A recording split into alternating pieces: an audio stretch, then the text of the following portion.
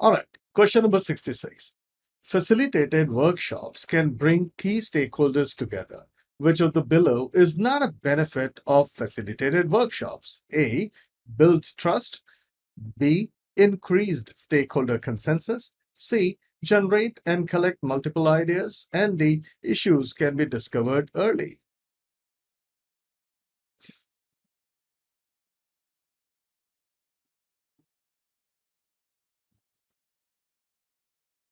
And the correct answer is C. Generate and collect multiple ideas. So facilitated workshops, the whole idea is to get key stakeholders together.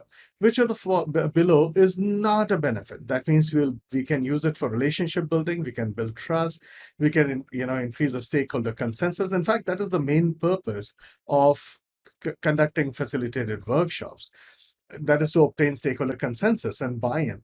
And then the issues can be discovered early. That is true because all of us are there with our version of whether it is requirements or anything else, and we bring it to the fore as early as possible. However, generate and collect multiple ideas. This generation, particularly of multiple ideas, is something that is done in brainstorming. Now, what is the difference between brainstorming and facilitated workshop? Workshops are created for those stakeholders who already have the requirements or ideas in place. They already have it. But brainstormings are created for generating new ideas which nobody has. So these two are completely different things. And that's one of the things that we are not really expecting to have in facilitated workshop. And that is generate and collect multiple ideas. This is done as a part of benchmarking. Question number 67. Which of the following has the highest percentage of communication? A. What is being said and how it is being said. B. What is being said, how it is being said, and physical mannerisms. C. Physical mannerisms and what is being said. And D.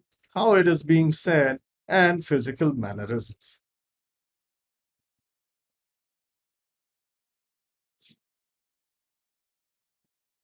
And the correct answer is B. What is being said, how it is being said, and physical mannerism. Remember, when you actually look at the dissection of communication, you'll find that the words and the words coming out of your mouth, those just constitute 7% of the total communication. 38% is your the way you communicate, like paralingual, like tonal, having higher pitch, lower pitch, putting gaps, right? Those kind of things, or volumes, those are providing 38%. It's called paralingual, or it's called a tonal, and it consists of 38% of communication, but 55% is body language. Now, the question says, hey, which of the following has the highest percentage communication? And if you look at it, what is being said, which is 7%, how it is being said, which is 38%, totaling 45%, and physical mannerisms, which is 55%, which is body language, totaling to 100%. None of these others come close to, they do come close, but they're not exactly 100%. But this is it is. And therefore, this is the highest percentage. And therefore, that is the right answer. All right. In case you're looking for a course, an examination readiness course, which is going to get you ready in just under 16 hours to ace PMP exam. Does a course like that exist? Yes, it does. Well, all you have to do is type pmvideo.pm-pulse.com. That's my site for PM videos. And over here, you have a few PMP 2021 related videos. The very first one is PMP-.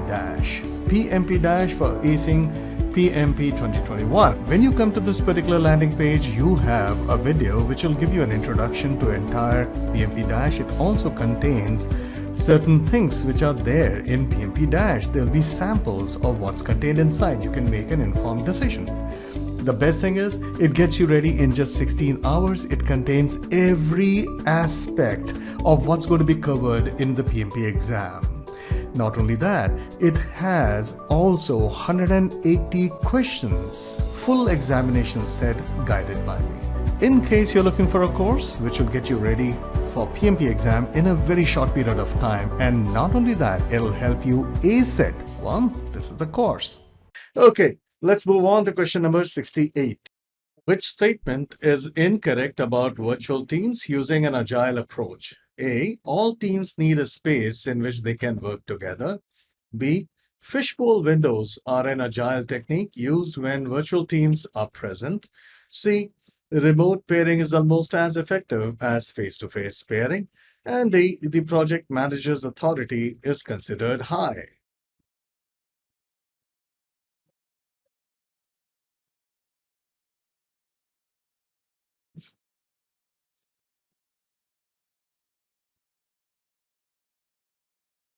And the correct answer is D. The project manager's authority is considered high.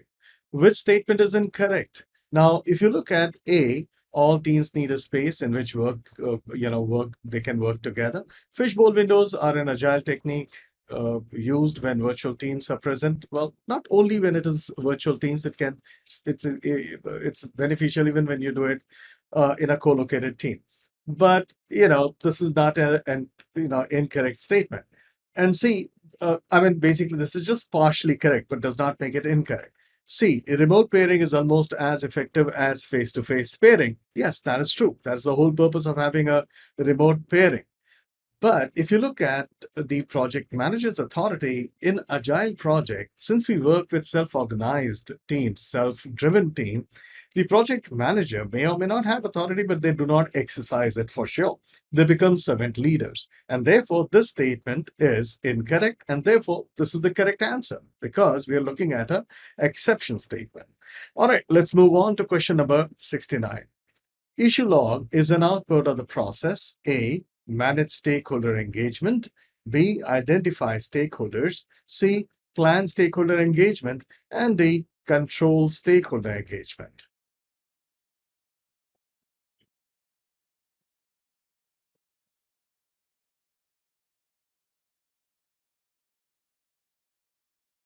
And the correct answer is manage stakeholder engagement. Now, you will find that issue log is originally produced in a document called Direct and Manage Project Work. It is also an output in a process as a part of a document updation of the process called manage communications. And then, of course, it's also a very important output for manage stakeholder engagement. And this is the place where we have all possible issues raised by anybody listed over there so that we can close it.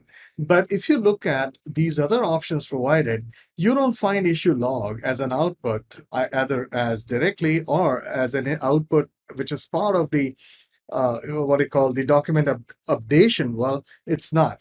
It's not an output for B, which is identify stakeholders. It is not part of plan stakeholder management. It is not part of control stakeholder engagement.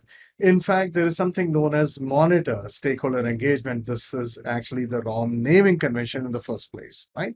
So therefore, issue log among the options provided is an output for managed stakeholder engagement.